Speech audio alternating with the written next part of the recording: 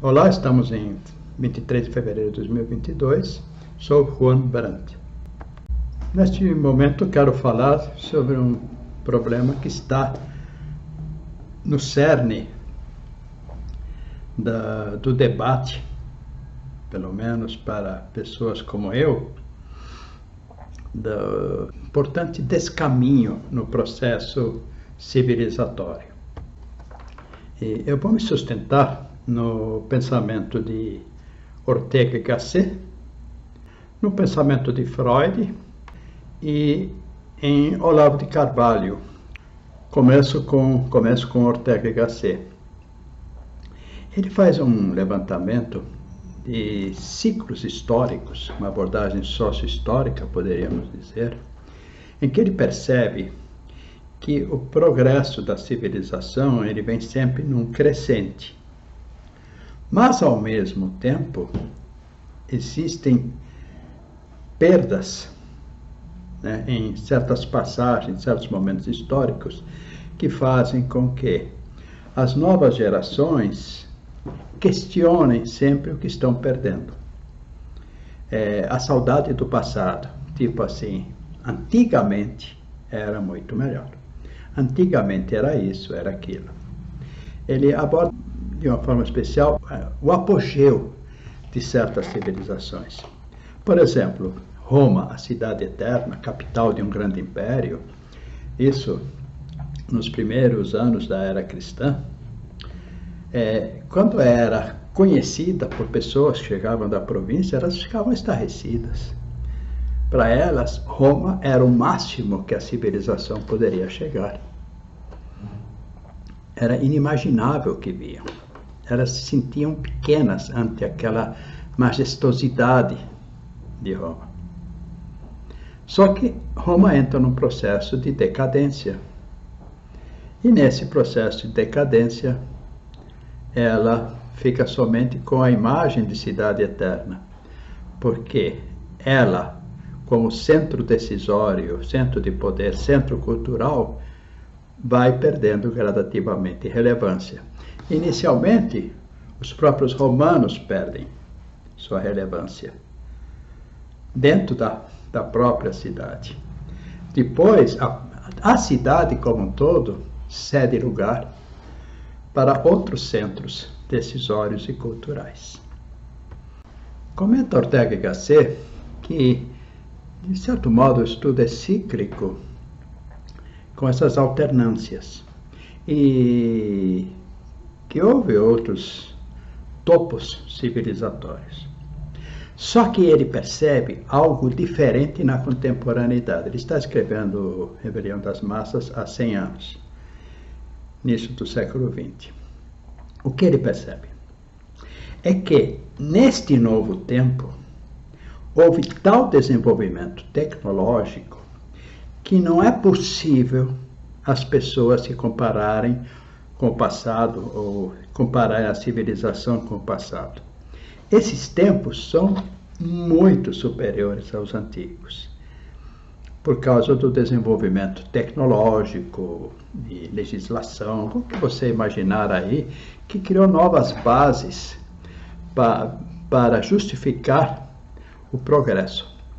Então, o século XX, agora o XXI, ele passa a ser algo que nunca antes realmente terá existido em termos de acesso a coisas, a realizações, a bem-estar. Ele faz até uma comparação bastante interessante. 100 anos antes de ele escrever esse livro, no início do século XIX, era difícil encontrar uma casa com banheiro. E, de repente, banheiro é uma coisa normal nas casas. Então, há uma transformação radical. Então, nesse sentido, pode-se dizer que, pela primeira vez na história, as pessoas não possam dizer que antigamente era melhor. Não, agora é melhor. Esta é a grande diferença. Mas ele comenta outro aspecto. Os romanos perderam lá no seu império o poder decisório quando eles deixaram de se comprometer com os destinos da própria civilização deles e começaram a entregar o poder primeiro das armas e depois até do processo decisório e da cultura a pessoas de outros lugares, os tais bárbaros. Então os bárbaros passam a ser o poder em Roma. E depois disso, o centro de referência também sai de Roma e vai para outras localidades. Então existia um processo de retirada do poder de uma aristocracia, chamar assim, uma aristocracia romana, e foi entregue a uma massa que vinha de fora. Bem, o que Ortega y Gasset no livro chama de rebelião das massas é contemporaneamente o que aconteceu a partir da Revolução Industrial e até antes da Revolução Agrícola, quando uma população imensa vai abandonando o campo, vai para as fábricas, começa a adquirir bens, dinheiro, começa a usufruir de uma variedade de bens permitidos pela nova tecnologia, e eles então realizam coisas que nunca antes aconteceram. Só que essa massa, ela adquire poder decisório, ela começa a entrar nos ambientes que antes eram da antiga aristocracia. Só que este é um salto que acontece muito rápido. Então esta massa, ela não tem a cultura que tinham pessoas da antiga aristocracia que tinham o poder decisório. Então o que acontece? Existe uma perda qualitativa no poder decisório. Torna-se inferior à capacidade de pensar, de decidir, de julgar dos novos detentores do poder. Até ele faz algumas comparações interessantes envolvendo a Inglaterra e outros países, em que a Inglaterra tem um sistema mais estável, em que a aristocracia tradicionalmente participa, e ela então tem muito acesso a conhecimento e muito acesso a condições para decidir. Mas ele percebe que a aristocracia inglesa moderna, ela se tornou, que recebe o nome de dandy, ou seja, são só figuração, são só imagem. Ela está decadente. E é nessa decadência que as massas vão ocupando cada vez mais poder, como aconteceu no antigo Império Romano. As massas ocupam poder. Só que depois que as massas ocupam poder, os impérios decaem, as civilizações entram em declínio. Então pensa Ortega y Gasset que nossa civilização começou esse processo de declínio nesse modo, mas é importante registrar. Esta civilização não encontra, devido ao seu despreparo, nada a buscar nas civilizações anteriores, porque ela se julga superior a tudo que houve antes. É só vocês verem a medicina, por exemplo, a saúde, uma série de coisas, acesso ao ensino universal, será um monte de coisas que são valorizadas. Porém, ao mesmo tempo, nós temos questões de número. A quantidade que representa essa massa é tanta que a qualidade ficou prejudicada. Ou seja, se antes nós tínhamos uma minoria, que era a aristocracia que decidia, ela tinha muito mais preparo que essa massa. Essa massa tem menos preparo, bem menos. E é dentro dela que surgem as figuras, as pessoas que vão falar de cultura, por exemplo. Tá? Então a rebelião das massas fala disso. As massas se rebelam contra a antiga aristocracia, mas a partir daí a qualidade do que pode ser produzido, embora seja tecnologicamente avançado, em termos culturais, talvez seja bem inferior ao que era construído, elaborado, durante, por exemplo, a Idade Média ou a Idade Moderna. Bem, agora falo de Freud. Em Psicologia das Massas e Análise do Eu, Ele percebe que as pessoas que não têm um eu bem estruturado tendem a ter dificuldades para estabelecerem ideais realmente bem sustentados. E elas tendem a se submeter a líderes que as sugestionem. É o processo da hipnose em suas variantes.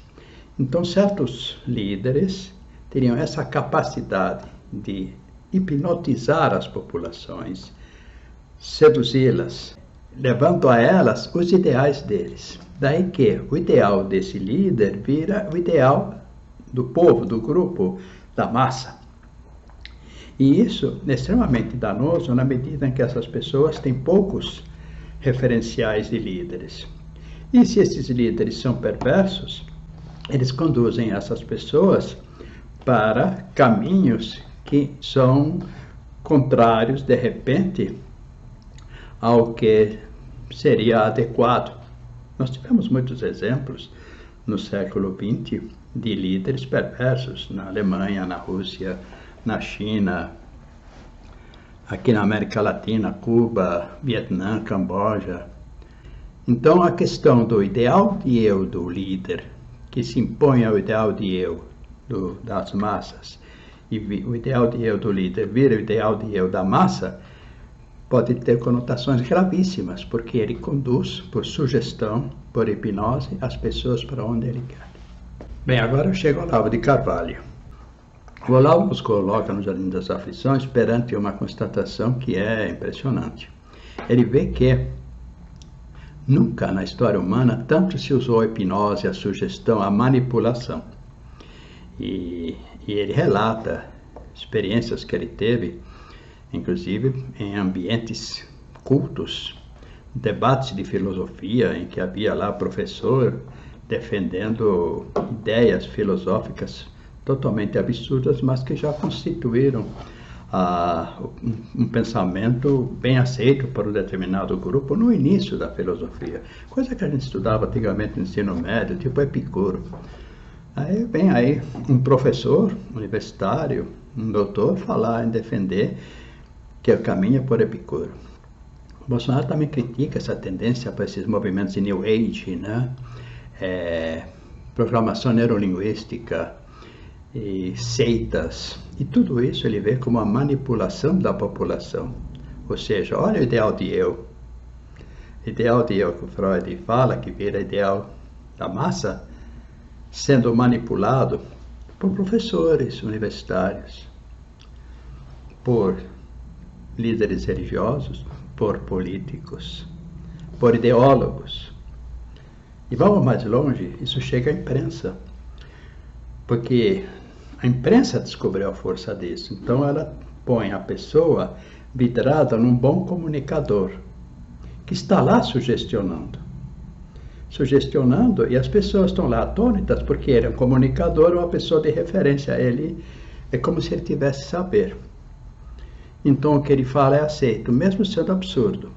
E se ele ainda leva alguém que se apresenta como cientista, ele reforça esse vínculo. Então você vai ter os pseudocientistas, são doutores, mas para mim são pseudocientistas, aliados a comunicadores, com pessoas cativas, manipulando isso tudo.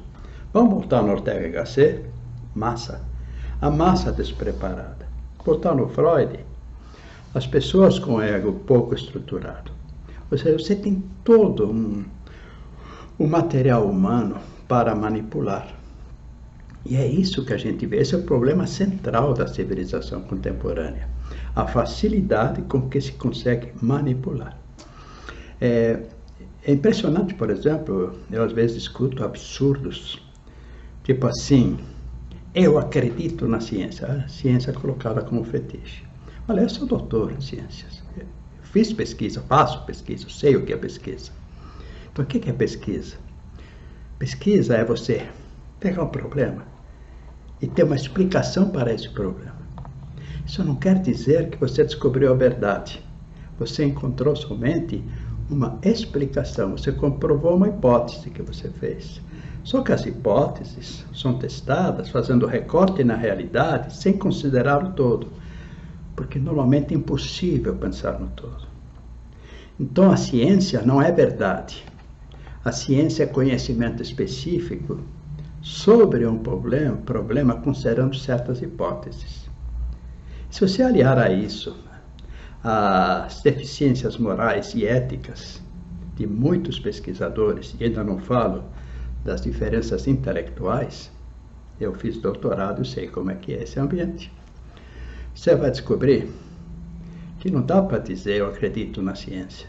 Dá para você dizer que o método científico ajuda a chegar ao conhecimento, e não mais que isso. Se a ciência pudesse ter chegado à verdade, nós já teríamos há muito tempo. Na verdade, ciência não é conhecimento. Vamos combinar?